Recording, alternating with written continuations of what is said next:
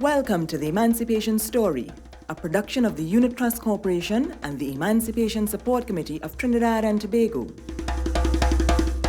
Welcome to the Emancipation Story. I'm Roxanne. And I'm Shabaka.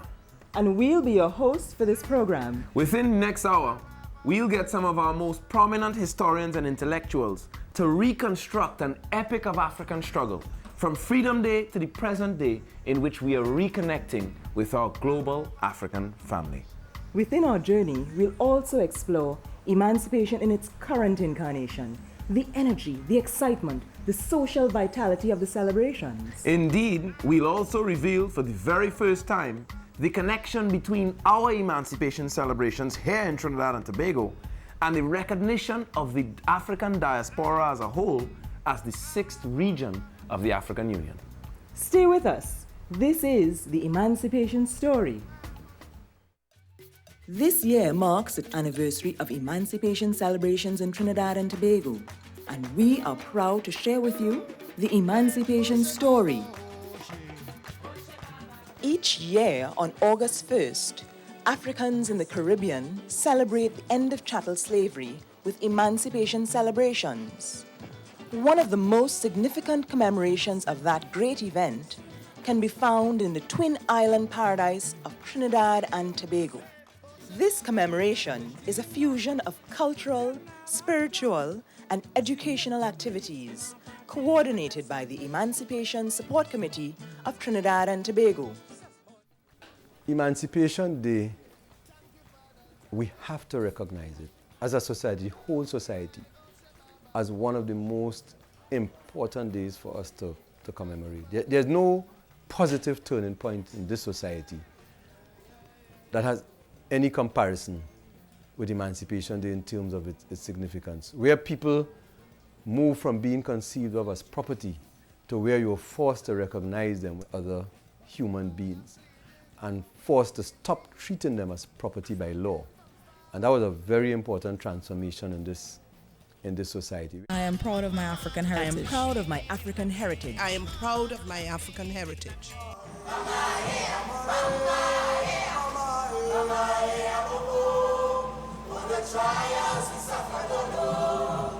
Suffer very far from home. We were beaten and punished. Mama Africa, Mama Africa.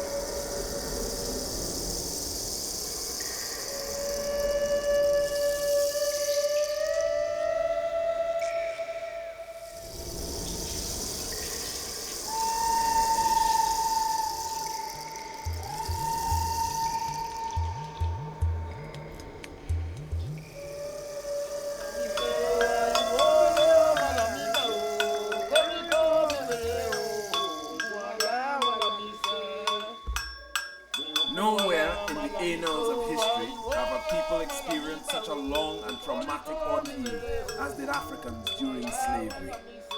Over a period of 4 centuries, African men, women, and children were savagely torn from their homeland, herded onto ships, and dispersed all over the so-called New World, where, defenseless against their masters, they were worked until death.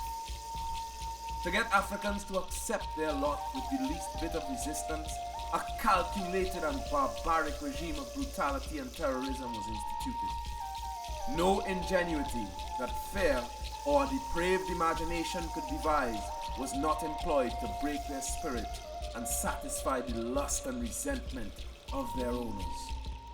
Over 100 million Africans were victims in one way or another of slavery's wrath. Those who survived would have to struggle for a place in the societies of the New World.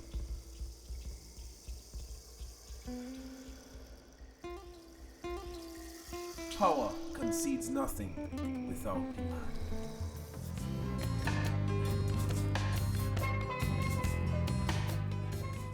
The Emancipation Proclamation was read on the footsteps of the Treasury Building in August 1st, 1834. that is located today on what we call the Brian Lara Promenade. The Emancipation procession, called the Camboulé, which attracts thousands of people every year, starts from that very location. Let's find out from Dr. Brereton what happened in 1834. Instead of being freed by one stroke of the pen, by one piece of legislation, everybody over the age of 6 on August the 1st, 1834, was declared to be not a slave, but an apprentice. And this was a system of quasi-freedom, quasi-slavery, where the apprentices, as they were now called, were obliged to give unpaid compulsory labor to their former owners for most of the working day. As so many historians have pointed out, the apprenticeship was far closer to slavery than it was to freedom. Apprenticeship was simply an offensive and detestable extension of the period of slavery. At the beginning of the apprenticeship, white planters received 20 million pounds. That amounts to $2 billion by today's currency. The enslaved Africans received nothing. The state felt a moral obligation, not to the slaves, a moral obligation to the slave owners to compensate them. So a very large sum of money in 1834 terms was set aside to compensate every individual who owned slaves in the British colonies. The events in Port of Spain on August 1st, 1834 reflect the sense of disillusionment and anger that individuals who had been slaves all their lives now are to be freed and yet not to be freed. The main riot was on August the 1st, apparently according to the newspapers, for several days afterwards. Crowds of angry apprentices came into the city and complained, and they didn't go back to work for days and days after August the 1st. Apprenticeship was abused by whites and refused by blacks, whose rebelliousness eventually brought it an end 2 years before it was due. The most famous rebellion in Trinidad's history actually took place in 1837 during the period of apprenticeship. Trinidad, you had Daga's rebellion in 1837. And once the British ended slavery, they then began capturing slaves from the slave ships of other nations off the West African coast. And many of them they brought to the Caribbean and sort of forcibly impressed them, recruited them, that is, into what was known as the West India Regiment, a mercenary force. Daga was one of these. They called them liberated Africans. They also called them recaptives. So Daga had his rebellion up in St. Joseph, where the West India Regiment headquarters was in 1837.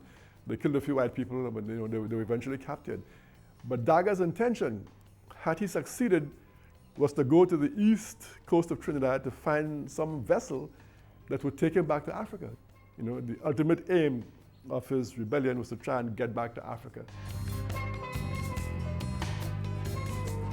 On the one hand, it's a spirit of celebration because it marks the end of a remarkably oppressive, and I mean I'm talking about in the history of the world, one of, if not the most brutal and oppressive system of enslaving people, coercing labor. The transatlantic slave trade was one of the greatest crimes in the whole history of humanity, which is full of great crimes, and it was one of the greatest. As of 1st of August 1838, they would no longer be somebody else's property. And that was relief. It was no longer necessary for them to toil for 12 and 15-hour days. They were no longer at the mercy of any single landlord, landowner, slave owner. And therefore, the celebration was about physical freedom, in a very palpable sense, physical freedom. From the diary of a French priest and the fishing village of Carenage that we get an idea of what an elaborate people's celebration was like back in the 19th century. Prior to August 1st, the people of Carenage built themselves a lovely bamboo edifice, which they call the palace. From amongst themselves, they elected a leader, which they called the king. Under the king's supervision, the people procured collectively food and drink for a celebration of drumming and dancing which lasted 3 days. I see a shining light shining through my window. I can see it. In the first 2 decades following emancipation, the Trinidad Anti-Slavery Society, dominated by a group of free colors, did not let August 1st go by without mention. You'll find that from that period right on to the 20th century, the black middle class in Trinidad has always been a very African conscious, group. And they're not normally given credit for that. The consciousness of this group goes back to the struggles of people like Jean-Baptiste Philippe, the brilliant medical doctor from the Naparimas, and Francis de Ridier, Reverend Francis de Ridier, the rebel colored Roman Catholic priest from Port of Spain, both of who fought against the likes of British governors from Picton to Woodford, who attempted to institutionalize racial prejudice in Trinidad. By his very presence, Jean-Baptiste Philippe undermined Woodford's notions of black inferiority. Philippe denounced slavery, and in a courageous act in its time, he openly expressed support for the newly black and independent Republic of Haiti and its leaders.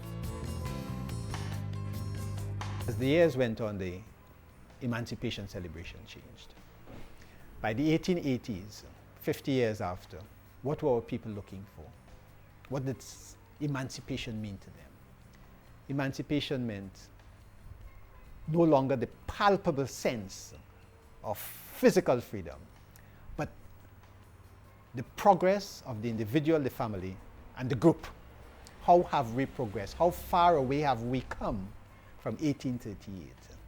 And how far away we came was how we measured our freedom and how we celebrated our emancipation. British colonialism certainly did not make for a situation where ex-slaves and their descendants could enjoy a comfortable life or could guarantee social mobility for their children and so on. There was questions now about where we were as a people in this society. How were we faring within the society? What were the institutions that still kept us back? What were the institutions, what were the cultural nuances in the society that made it difficult for us to progress even further than we had? And of course, some stock taking about where we were. And that message of 50 years later, of 1888, is really the theme or the trend that has continued up to today. So just as you had the Trinidad Anti-Slavery Society in the first 2 decades following emancipation, now you had the Trinidad Literary Association. Just as TAS was led by liberal whites, so too was the Trinidad Literary Association. But this time around, you had a new group of blacks, more assertive, more outspoken. And during this period, between the 1860s and 1900, they would emerge as the outright leaders of their own movement. The people who led the campaign that August the 1st, 1888, and future August the 1st should be celebrated. One was a person that has a good claim to be seen as the first African Trinidadian intellectual of note, John Jacob Thomas, usually known as J.J. Thomas, a most remarkable man who was born about 1840, the son of ex-slaves. J.J. Thomas, who wrote that phenomenal book, Fraudacity, in which he, attacked the notions of pseudo-scientific racism. More specifically, he was attacking this guy, Froude, Englishman called Froude, who was a professor in England who visited the Caribbean and who was saying what white scholars had been saying for many years, namely that Africans were inferior, they were lazy, they didn't like to work, they were incapable of higher education. So J.J. Thomas, he put the lie to all of that. And if you read his book, Fraudacity, you will see that he too had a very strong African consciousness. He was aware of struggles in African America, he was aware of the historical greatness of the African race. He could marshal a lot of historical information to prove his point that Africans were the equal of anybody else. J.J. Thomas actually gave us the word fraudacity, which simply means putting nonsense in nice language so that it may appear sensible. He was part of a larger group in that period who advocated for August 1st, 1888 to be made a public holiday from that